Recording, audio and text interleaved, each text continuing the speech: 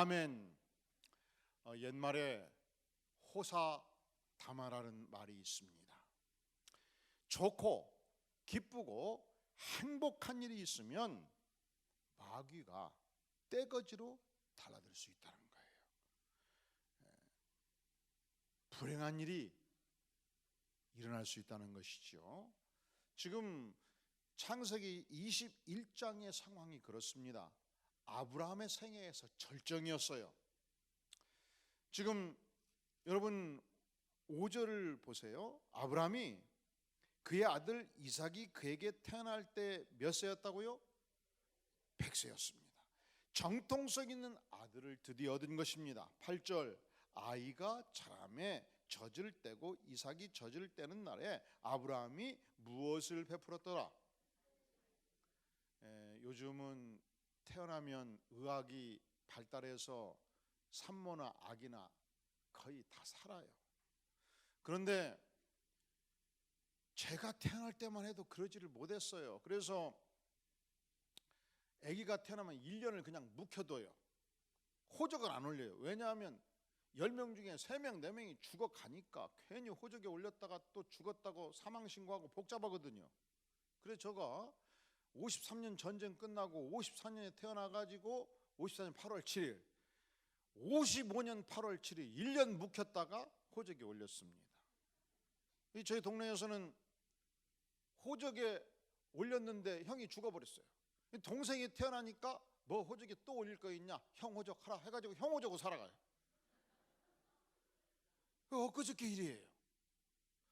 근데 아브라함 시대는 유목민족이기 때문에, 유목민족들은 이동성 민족이잖아요.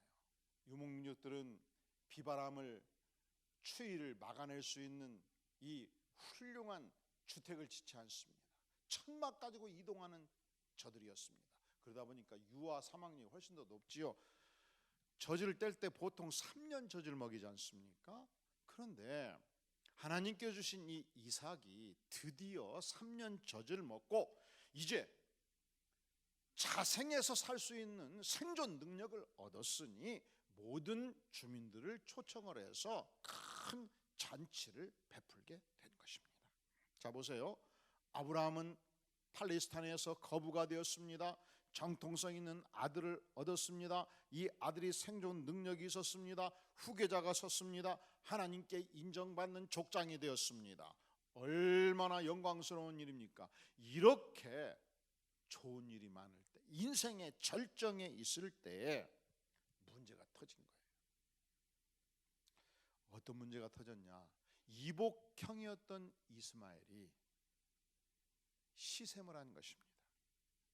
지금까지는, 동생이 태어나기 전까지는 모든 가족들이 나를 소중하게 생각했습니다. 만날 적마다 나를 안아주었습니다. 내가 원하는 모든 것을 들어줬습니다. 아버지도 그랬습니다. 그런데 이삭이 딱 태어나고 나니까 나는 완전히 찬밥 신세가 된 것입니다. 여러분, 사랑을 많이 받고 자란 사람들은 어쩌다 한번 찬밥 신세가 되면 엄청 괴로운 거예요. 여러분, 평소에 찬밥 신세로 큰 사람은 웬만큼 누가 찬밥 신세 눈짓을 주어봤자 뭐 감정의 통역 없어요. 원래 그렇게 자랐으니까. 이스마엘은 달랐어요. 족장의 아들이었습니다. 귀엽게 컸습니다. 그런데 모든 이 사랑이 동생한테 가버리니까 속이 뒤집어진 것이죠. 어느 집안 얘기입니다. 큰아들이 3살일 때 동생을 본 거예요. 근데 과거에는 할아버지도 할머니도 아버지도 어머니도 나를 얼러주고 달라주고 했는데 어느 순간 아들이 태어나면서부터 모든 사랑이 누구한테 가버렸습니까? 동생한테 갔잖아요.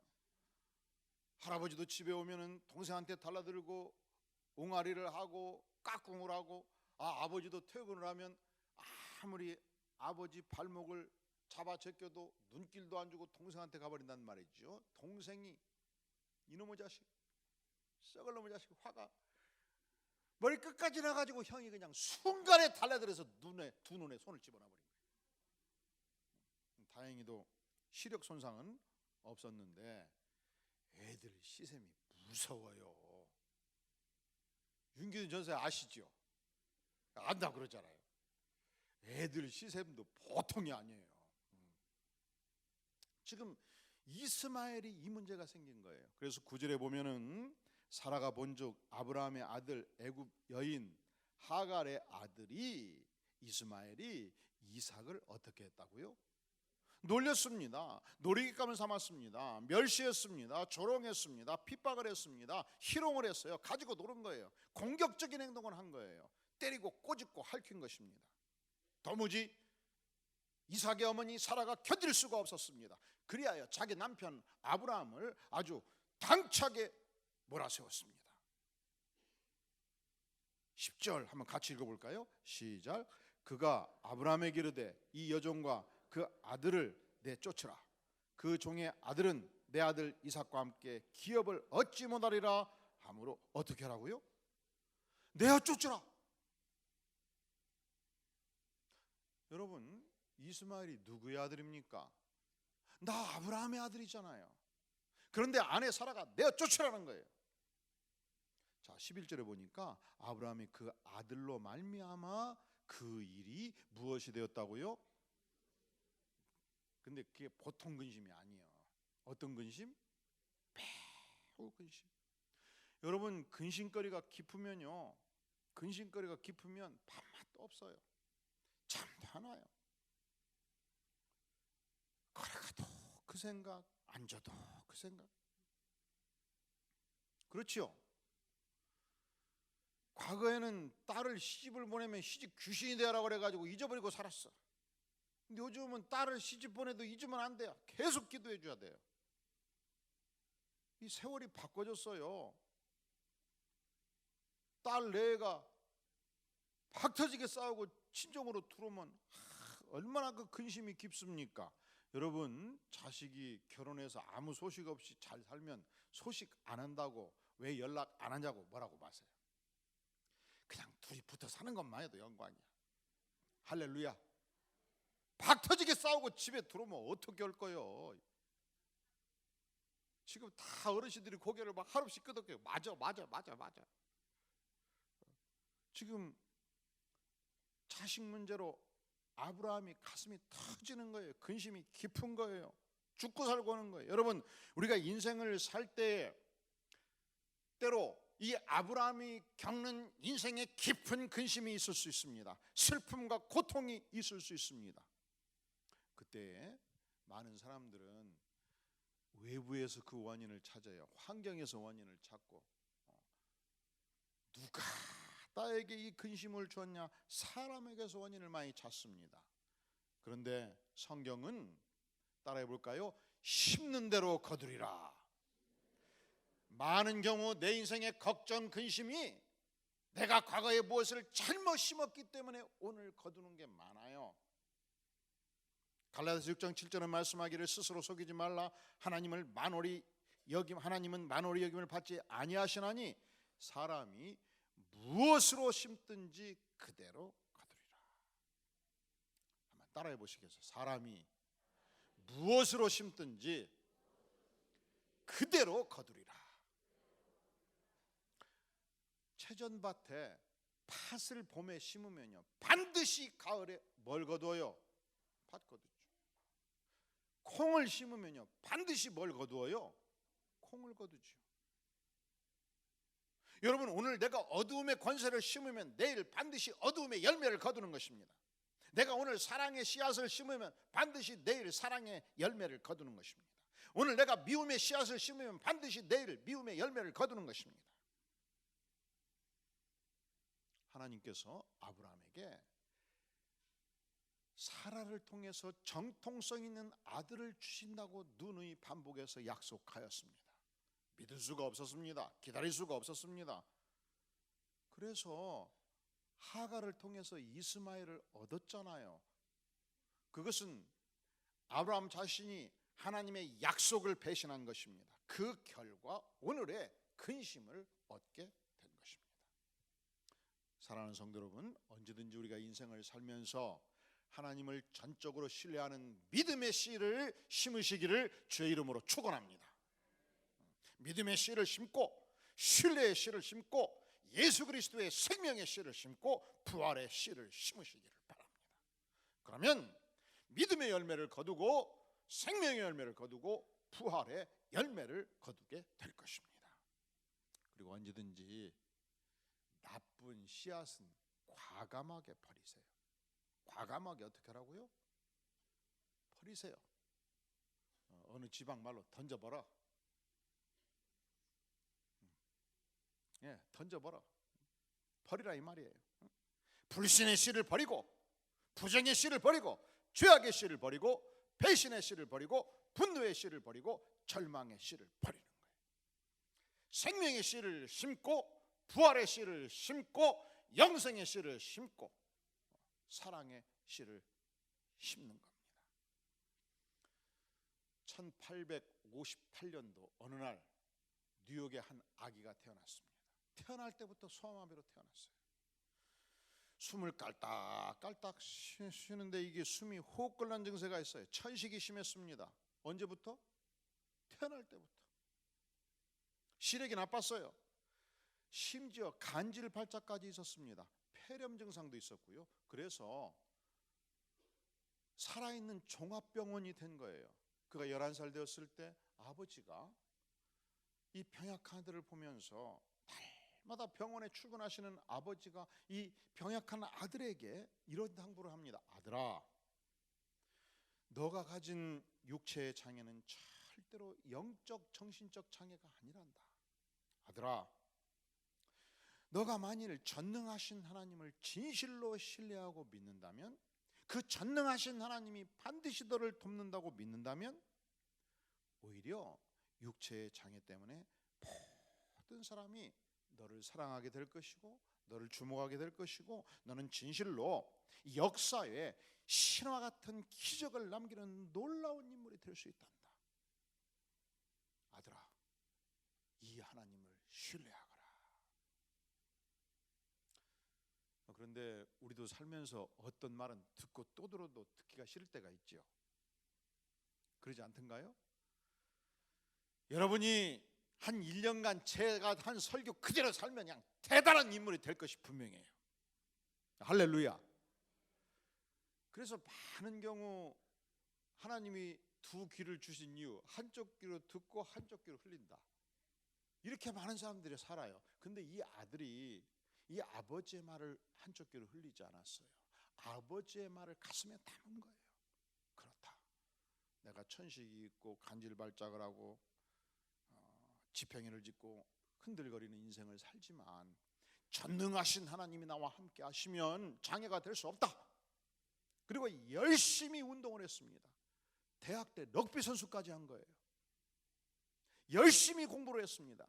열심히 기도를 했습니다. 그리고 23살 때 뉴욕주 주의회 의원에 당선되었고, 28살 때 뉴욕 시장을 했고, 나이 40에 뉴욕주 주지사가 되었고, 부통령이 되었고, 대통령에 출마해서 미국의 가장 어두운 시절 미국의 역사를 바꾸었던 위대한 인물, 미국의 국가의 건강한 틀을 형성했던 인물로 알려졌고, 1906년도 노벨 평화상을 수상합니다.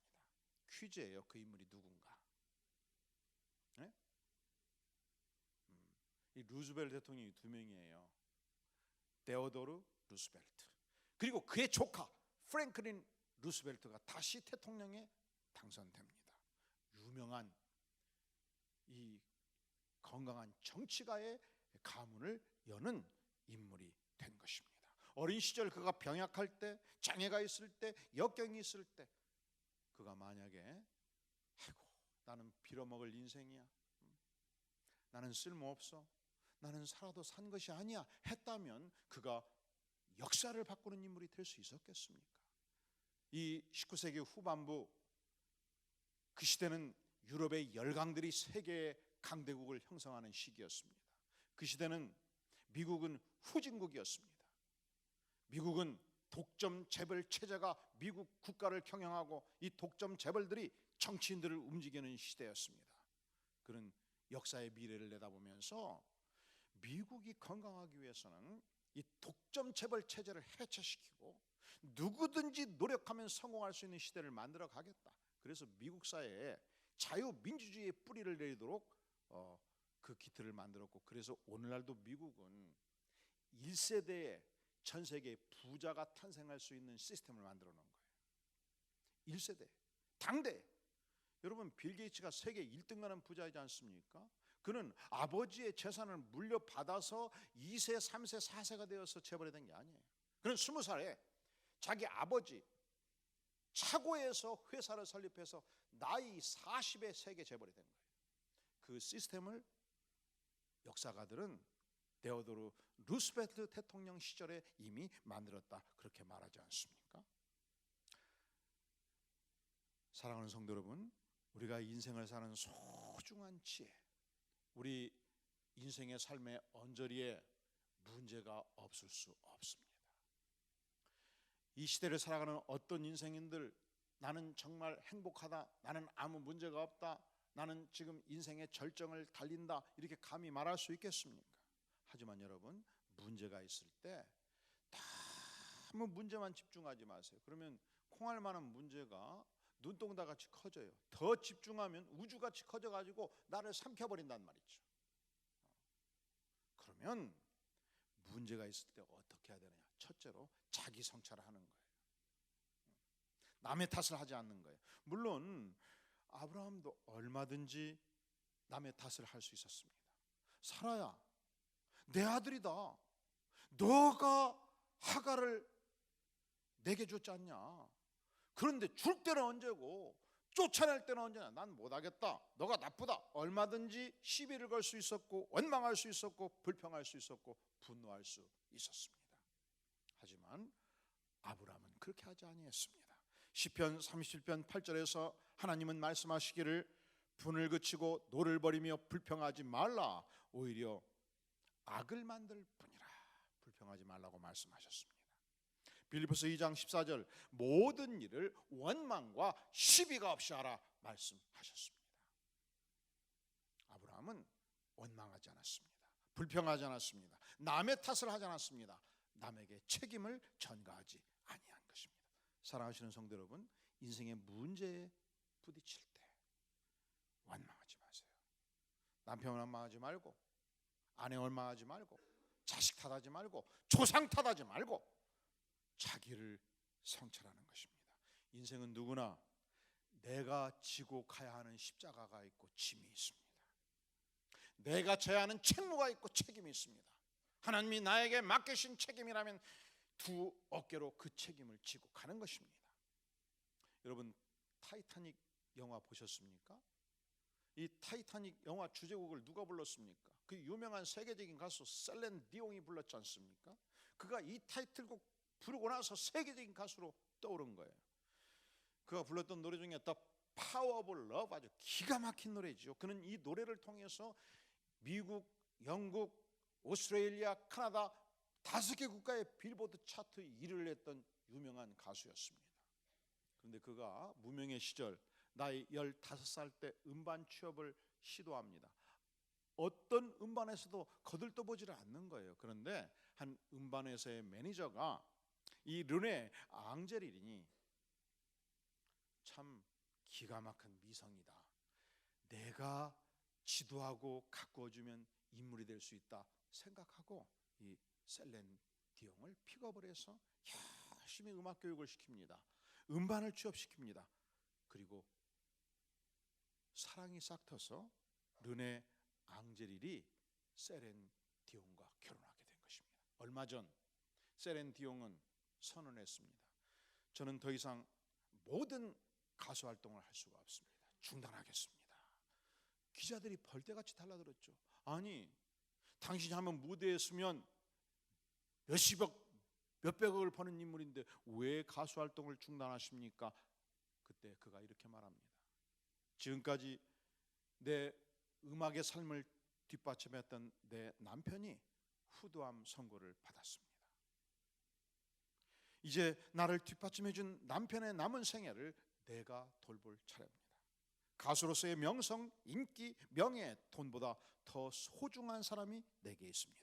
지금 그분은 나의 돌봄을 전적으로 필요합니다. 감동이 되지요?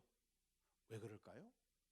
하나님께서 그 시점에서 내게 주신 짐을 기쁨으로 감당하는 것입니다. 회피하지 않는 것입니다. 이것이 우리 인생의 영광입니다. 문제가 있을 때 그 문제를 통해서 하나님이 내게 주신 짐이 있다면 하나님, 내가 당당하게 지고 가겠습니다. 이게 인생의 영광입니다. 두 번째, 우리가 문제가 있을 때 어떻게 해야 되는가? 이 문제를 전능하신 하나님께 가지고 나아가는 것입니다. 전능하신 하나님이시여 이 문제를 해결하여 주시옵소서 간절히 기도하는 것입니다. 성경은요, 우리 하나님은요, 우리 예수님은요, 우리에게 너희가 문제가 있을 때 왜 기도하지 않느냐? 나는 정말 너희를 돕고 싶은데 기도하지 않으니까 도울 수가 없구나. 하나님이 절규하면서, 예수님이 절규하면서 우리에게 기도할 것을 명하셔요. 마태복음 7장 7절에서 구하라 그리하면 너희에게 주실 것이요, 찾으라 그리하면 찾아낼 것이요, 문을 두드리라 그리하면 너희에게 열릴 것이니. 누가 말씀하셨습니까?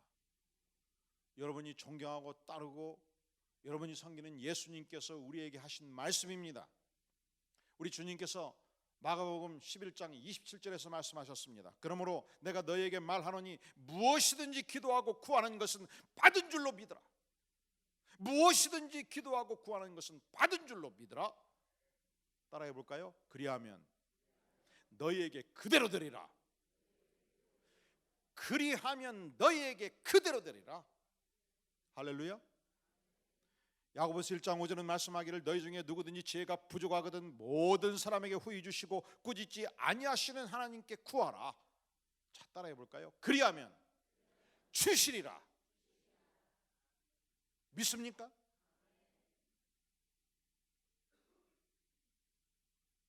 제가 초등학교 5학년 때 교회 생활을 시작하고 대학교 2학년 때 예수님을 그리스도 영접한 이후 오늘까지 정직하게 여러분들에게 말씀드립니다. 하나님께서 정말 중요한 기도 제목은 다 들어주셨다고요. 근데 안 들어주신 게 몇 가지 있는데 지금 생각하면 안 들어주시길 참 잘했어요. 중요한 기도 제목은 다 들어. 그러니까 기도하면 너희에게 그대로 되리라. 그리하면 주시리라. 왜 기도하지 않습니까? 하나님께서 우리에게 하시는 말씀이에요.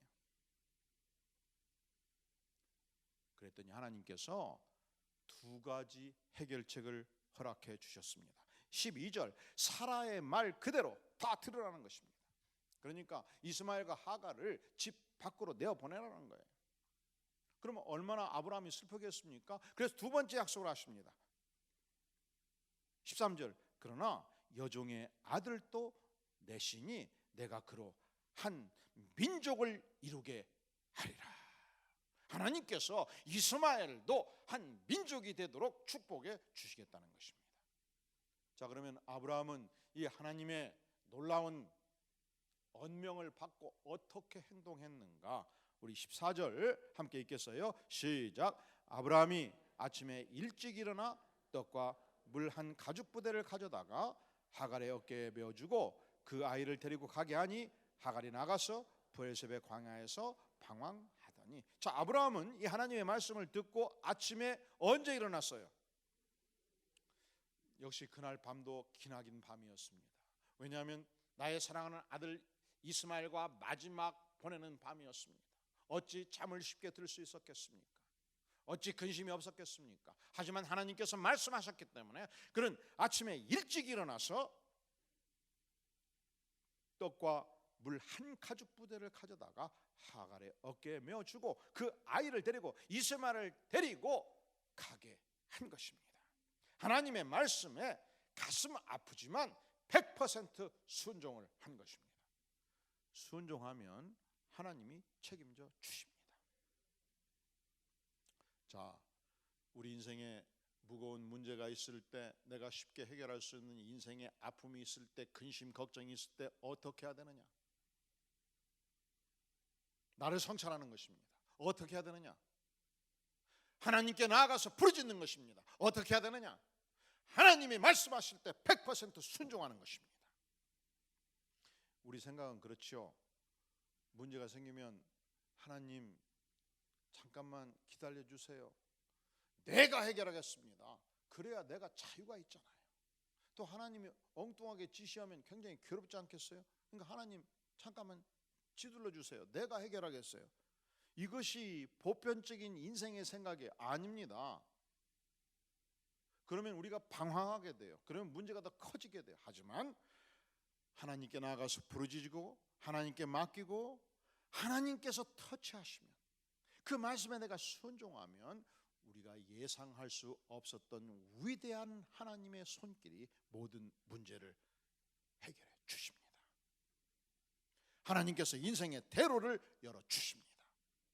하나님께서 우리가 상상할 수 없었던 위대한 길을 열어주십니다.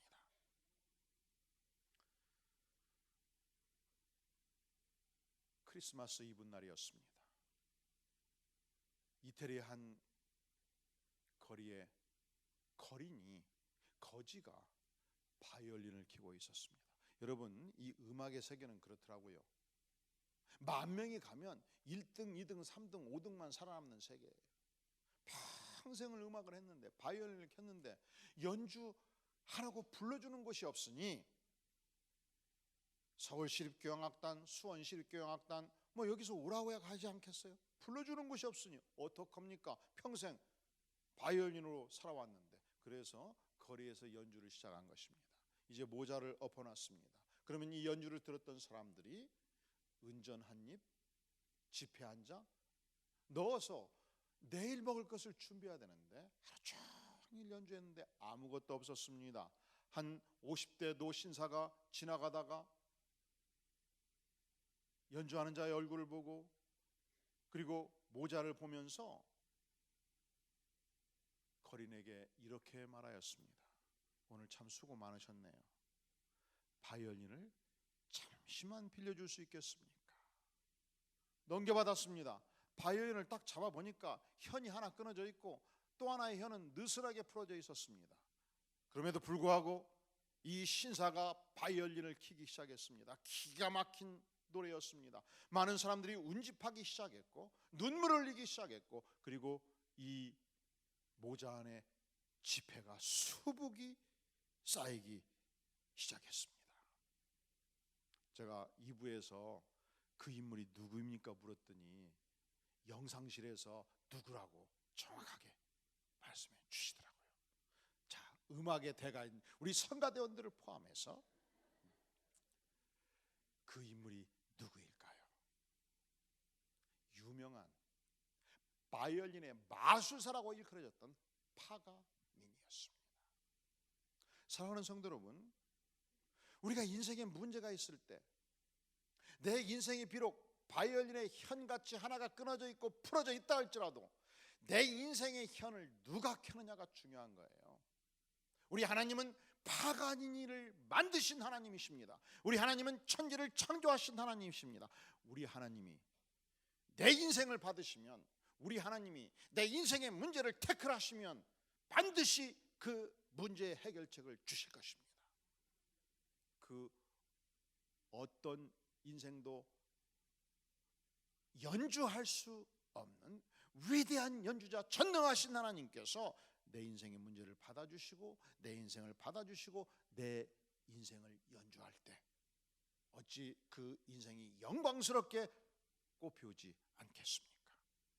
이 시간 다 함께 머리 숙여 전능하신 하나님, 내 인생을 연주하여 주시옵소서. 함께 기도하겠습니다. 전능하신 주님, 내 인생은 이렇게 현이 무너져 있습니다. 내 인생은 이렇게 현이 풀어져 있습니다. 하지만 전능하신 하나님, 내 인생의 문제를 하나님께 드립니다. 아니, 내 인생 자체를 드립니다. 하나님, 내 인생을 고쳐주시고 주님께서 직접 내 인생을 연주하시고 주님, 내 인생을 인도하여 주시옵소서. 예수님의 이름으로 간절히 기도하옵나이다. 아멘. 이 시간 다 함께 주 앞에 너의 가는 길에 주의 평강이 있으리 찬양하면서 헌물을 주 앞에 드리겠습니다.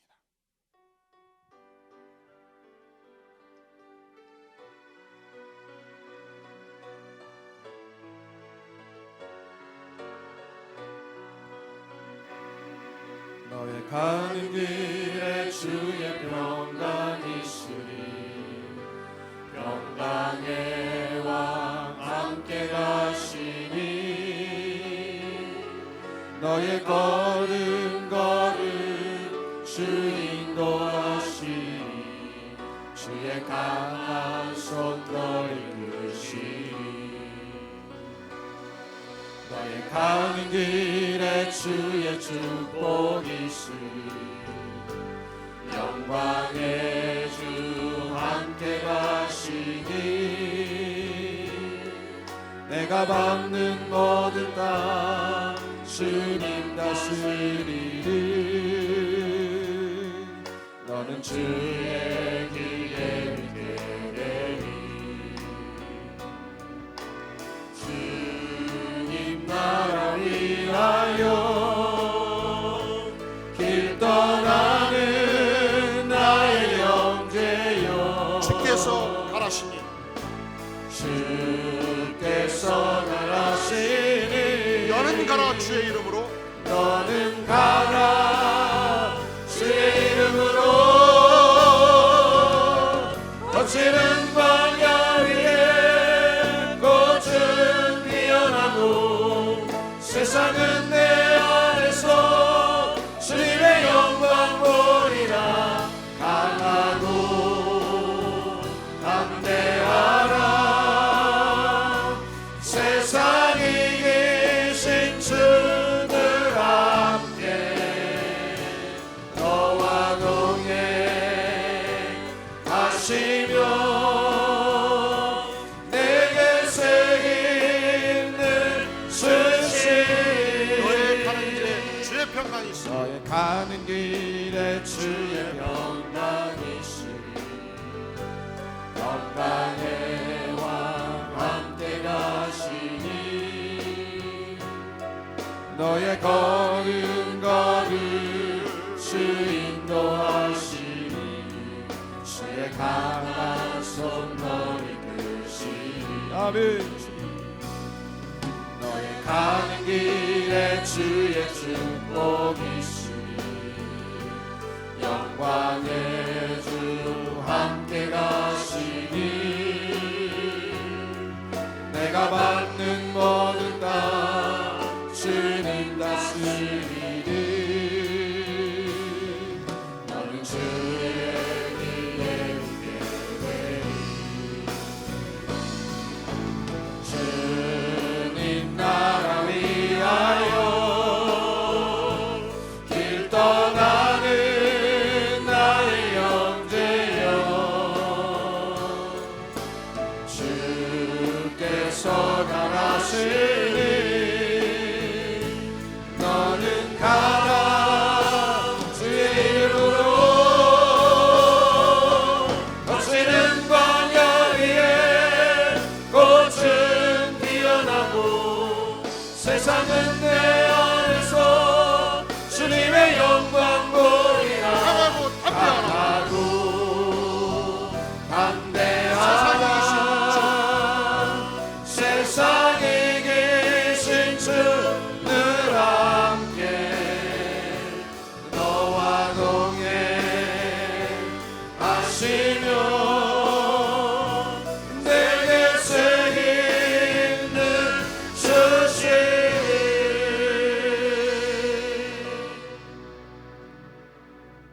영광의 주님 감사합니다. 연약하고 부족한 인생이었습니다. 하지만 주님, 우리가 부르짖어 기도할 때 우리의 영혼을 받으시며 우리에게 새 힘을 주시며 또한 갈 길을 인도해 주시는 것을 진실로 감사를 드립니다. 이 시간 주 앞에, 전능하신 주 앞에 조목조목 감사의 고백을 드리며 헌물로 나아가는 백성들의 심령을 받으시며 손길을 복되게 받아주시옵소서. 주의 영광의 복음으로 말씀의 능력으로 임하여 주시옵소서. 이제는 우리 주 예수 그리스도의 은혜와 하나님 아버지의 무한하신 사랑과 성령 하나님의 역사하심이 진실로 부르짖을 적마다 응답하시는 주님, 우리의 인생을 받으시며 우리의 문제를 태클하시는 주님, 주님을 신뢰하며 예배로 나아가는 주의 사랑하는 백성들을 심령 후에, 가정 후에, 기업 후에 영원까지 함께 계실지어다. 아멘.